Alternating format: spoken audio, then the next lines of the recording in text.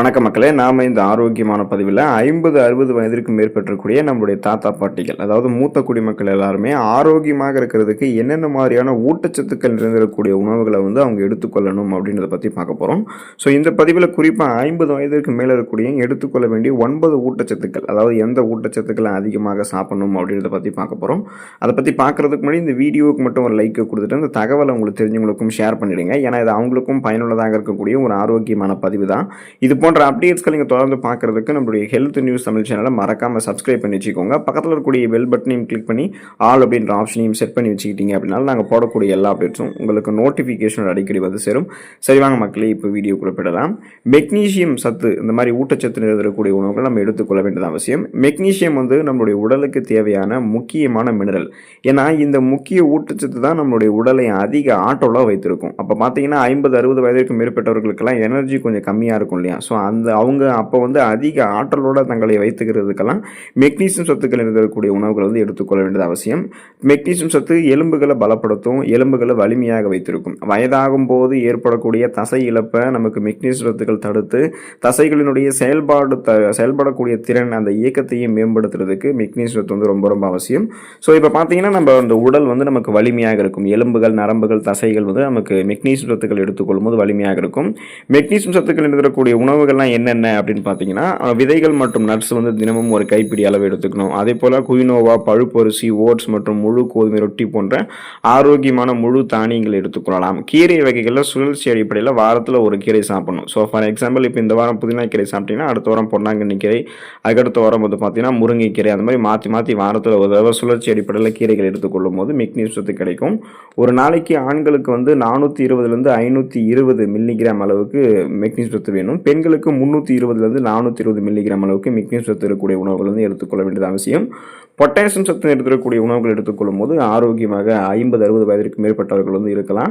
அப்போ பொட்டாசியம் என்ன பண்ணும் அப்படின்னா, உங்களுக்கு அந்த 50-60 வயதிற்கு மேற்பட்டவர்களுக்கு பிபி என்று சொல்லக்கூடிய பிளட் ப்ரெஷர், அந்த ரத்த அழுத்தத்தை கண்ட்ரோல் பண்ணுறதுக்கு உதவக்கூடிய முக்கியமான மினரலாக இருக்குது. ஸோ இது ரத்த அழுத்தத்தை சீராக வைக்கிறதால அந்த நரம்புகள் இருக்கக்கூடிய இறுக்கங்கள் தளர்த்தப்பட்டு உடல் உறுப்புகளுக்கு ரத்த ஓட்டம் சீரான அளவில் பாய ஆரம்பிக்கும்.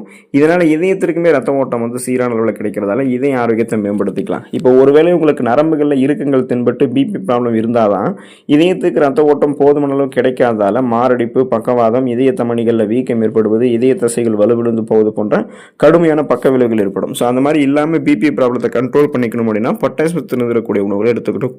அப்போ பார்த்தீங்கன்னா 50 வயதிற்கு மேலே பார்த்தீங்கன்னா பொட்டாசியம் சத்து அதிகம் இருக்கக்கூடிய பழங்களான குறிப்பாக வாழைப்பழம், தினமும் ஒரு வாழைப்பழம், எந்த வகையான வாழைப்பழம் வாங்குறதும் எடுத்துக்கலாம்.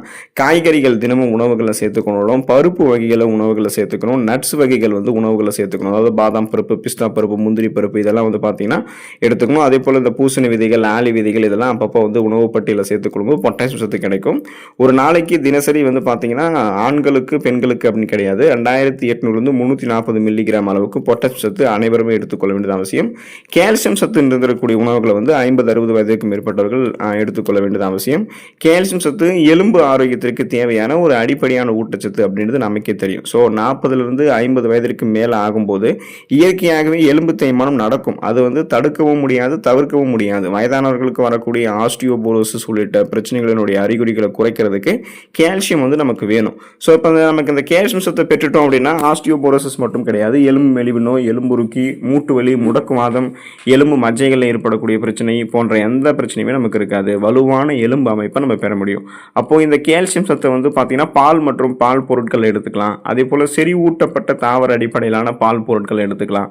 அதுக்கு எக்ஸாம்பிள் பார்த்தீங்கன்னா பாதாம் பால், சோயா பால், ஓட்ஸ் பால் இதெல்லாம் எடுத்துக்கலாம். கிரீன் வெஜிடபிள்ஸ் என்று சொல்லக்கூடிய பச்சை இலை காய்கறிகள், கீரை வகைகள், செறிவூட்டப்பட்ட தானியங்கள் இதெல்லாத்தையும் நம்மளுடைய உணவுகளை சேர்த்துக்கொள்ளும் போது கால்சியம் நமக்கு கிடைக்க ஆரம்பிக்கும். 50 வயதிற்கு மேலே ஆனவங்களுக்கெல்லாம் ஒரு நாளைக்கு சராசரியாக 1000 1200 மில்லிகிராம் அளவுக்கு கால்சியம் சத்து வேணும்.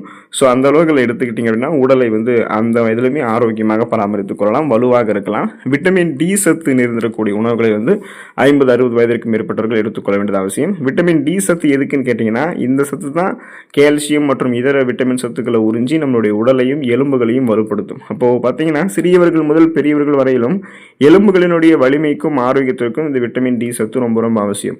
அதோட நோய் எதிர்ப்பு மண்டலத்தினுடைய செயல்பாட்டுக்கு விட்டமின் டி சத்து தான் ஹெல்ப் பண்ணும். வயதாக இப்போ இந்த விட்டமின் டி சத்து பார்த்தீங்கன்னா உங்களுக்கு அந்த உங்களுக்கு போதுமான அளவுக்கு கிடைக்காது. வயதாக இந்த இரண்டினுடைய செயல்பாடுகளுமே உங்களுக்கு வந்து குறைய ஆரம்பிக்கும். அதோட கால்சியத்தை வந்து சரியாக உடல் உறிஞ்சிக் கொள்வதற்கு விட்டமின் டி சத்து தான் அவசியம். ஸோ இதை நீங்கள் பெறுவதற்கு என்ன பண்ணலாம் அப்படின்னா, காலை இளம் வெயிலில் 15 நிமிடத்திலிருந்து ஒரு 20 நிமிடங்கள் வந்து நிற்கலாம், இல்லை சின்னதாக வாக்கிங் போகலாம். அதன் மூலமாக உங்களுடைய தோள்களின் மூலமாக விட்டமின் டி உற்பத்தி செய்யப்பட்டு அது எலும்புகளை வலுப்படுத்தும். கொழுப்பு நிறைந்திருக்கக்கூடிய மீன் உணவுகள், அதாவது ஒமேகா 3 கொழுப்பு நிறைந்திருக்கக்கூடிய மீன் உணவுகளை வாரத்தில் 2 முறை எடுத்துக்கலாம். தினம் ஒரு தினம் ஒரு பார்த்தீங்கன்னா முட்டையினுடைய மஞ்சள் கரு நீங்கள் எடுத்துக்கலாம். மற்றும் விட்டமின் டி செறிவூட்டப்பட்ட பால், முழு தானியங்களை எடுத்துக்கொள்ளும் போது அந்த விட்டமின் டி சத்து கிடைக்க ஆரம்பிச்சு இதர விட்டமின்களான கால்சியம் இது மாதிரி ஊட்டச்சத்துக்கள்லாம் உறிஞ்சி உங்களுடைய உடலை, எலும்புகளை வந்து வலுப்படுத்துறதுக்கு அது ஹெல்ப் பண்ணும். நார் சத்துக்கள் 50-60 வயதிற்கு மேற்பட்டவர்கள் வந்து கன்ஃபார்ம் நார் சத்துக்கள் இருக்கக்கூடிய உணவுகளை எடுத்துக்கொண்டே ஆகணும். ஏன்னா 50-60 வயதிற்கு மேற்பட்டவர்களுக்கு தான் வந்து பார்த்தீங்கன்னா செரிமானம் சார்ந்த பிரச்சனைகள் அதிகமாக நடக்கும். குறிப்பாக அஜீரணம், அதாவது சாப்பிட்ட உணவு செரிக்காமல் போகிறது, அப்புறம் மலச்சிக்கல்லாம் ஏற்படும். புரதங்கள் நிறைந்திருக்கக்கூடிய உணவுகள் வந்து எடுத்துக்கொள்ள வேண்டும் அப்படின்றது உண்மைதான். ஆனால் நீங்கள் எந்த வகையான உணவை எடுத்துக்கொண்டாலுமே அது சரியாக ஜீரணம் வந்து ஆகணும் அப்படின்னா அதுக்கு நீர் சத்தும் நார் சத்தும் இருக்கக்கூடிய உணவுகள் அவசியம்.